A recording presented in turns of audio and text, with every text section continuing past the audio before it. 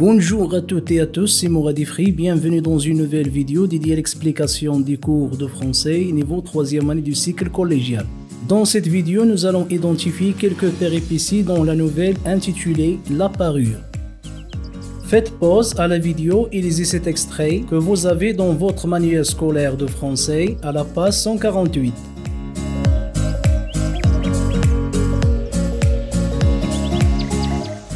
Avant de commencer, je vais vous expliquer quelques mots difficiles comme la rivière, l'écrin, affolé et le fiacre. La rivière signifie un bijou et plus précisément un collier comportant une grande quantité de pierres précieuses. Voici l'exemple d'une rivière.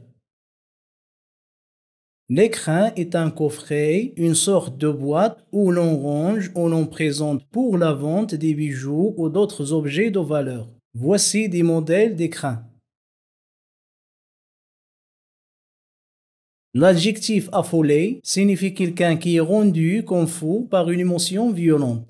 Par exemple, Madame Loisel, quand elle a perdu son colis, elle était profondément troublée, elle était sous le coup d'une très forte émotion. On dit cette personne est affolée ou éperdue ou bouleversée. Le fiacre est une voiture à cheval à 4 roues et à 4 places et qu'on louait à la course ou à l'heure. Allez-y, on commence. Quelle est la source de ce texte? Oui, c'est bien cela. Ce texte est tiré de la nouvelle La Parure de Guy de Maupassant. Maintenant, relevez dans le chapeau les personnages en présence, le temps et le lieu de l'histoire, et l'état psychologique dans lequel étaient les Loisel. Oui, c'est très bien, les personnages sont Madame et Monsieur Loisel. Le temps et le lieu de l'histoire sont après la fête au bal, Madame et Monsieur Loisel étaient dans leur maison.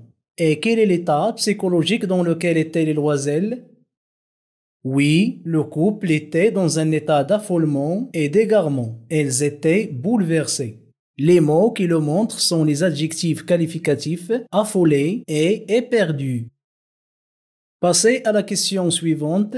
Relevez toujours dans le chapeau l'objet perdu par Madame Loisel, la valeur de cet objet et la propriétaire de cet objet, c'est-à-dire à qui appartient la rivière de diamants. Oui, c'est correct. Madame Loisel a perdu la rivière du diamant. Et quelle est la valeur de cet objet perdu? Oui, c'est très bien. Ce collier a une grande valeur monétaire, c'est-à-dire ce bijou est très cher. Et quelle est la propriétaire de cet objet?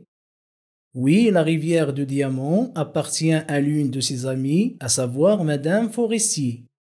Pourquoi, à votre avis, l'écrivain Guy de Maupassant a-t-il employé le dialogue? Je répète, pourquoi l'écrivain a-t-il employé le dialogue? Autrement dit, quel est l'effet recherché par l'emploi du dialogue dans cet extrait?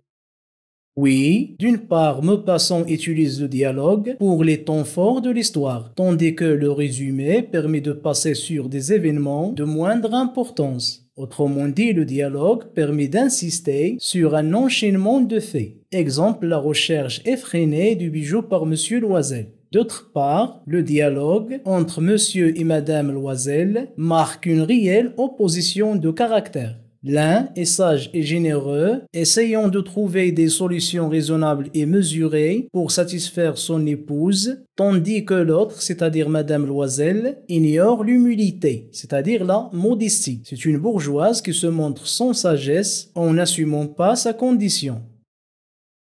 Maintenant, relevez les événements ou ce qu'on appelle les péripéties que contient cet extrait. Je répète, relevez les autres péripéties ou ce qu'on appelle les événements que contient cet extrait. Oui, c'est correct. Les autres événements que contient cet extrait sont, premièrement, en rentrant chez elle, Madame Loisel s'aperçoit qu'elle a perdu le bijou de son ami. Deuxième événement, de vaines recherches pour retrouver le bijou s'ensuivent avant que le couple ne décide de le remplacer. Le dernier événement est Monsieur et Madame Loisel achètent un nouveau bijou, ce qui les ruine, c'est-à-dire les rend pauvres et les plonge dans la misère. Voilà, on a relevé les 3 péripéties que contient cet extrait de la nouvelle La Parure de Guy de Maupassant. J'espère que vous lirez toute la nouvelle et que vous ayez relevé les autres péripéties. Je vous dis merci de votre attention et à bientôt pour d'autres vidéos avec Mourad Ifri.